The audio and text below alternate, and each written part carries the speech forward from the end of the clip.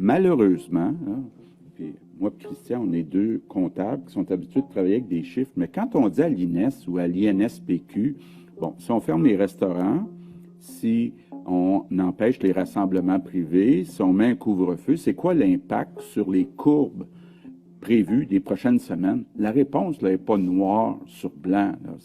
Il y a des grands intervalles, là, puis il n'y a pas de réponse précise de la part des experts parce que c'est difficile. Il n'y a pas assez d'expérience sur chaque mesure pour être capable de voir quel sera l'impact de nos mesures.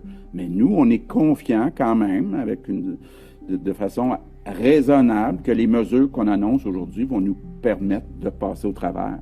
Mais c'est pas une science précise. Il y a une chose que je veux dire aujourd'hui qui est importante, là.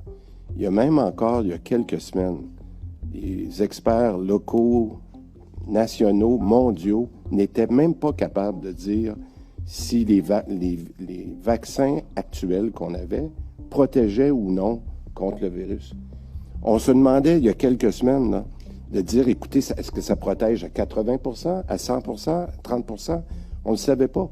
Et c'est là que je vous dis, quand on regardera, là, on dira qu'est-ce qu'on a eu comme information à partir du 15 décembre, du 17 décembre, du 19 décembre, à tous les jours quand ces choses-là se sont précisées, autant au niveau canadien qu'au niveau mondial, bien, c'est là qu'on a pu agir parce qu'on a dit, écoutez, si la tendance, et on a fait des mesures par étapes. Alors, je pense qu'aujourd'hui, avec l'information qu'on a eue dans les derniers jours, on a décidé de fouiller dans le coffre à outils, comme le premier ministre a dit, puis c'est avec ça. Est-ce que c'est de gaieté de cœur qu'on le fait aujourd'hui? Il n'y a pas personne ici en avant là, qui est heureux de ça.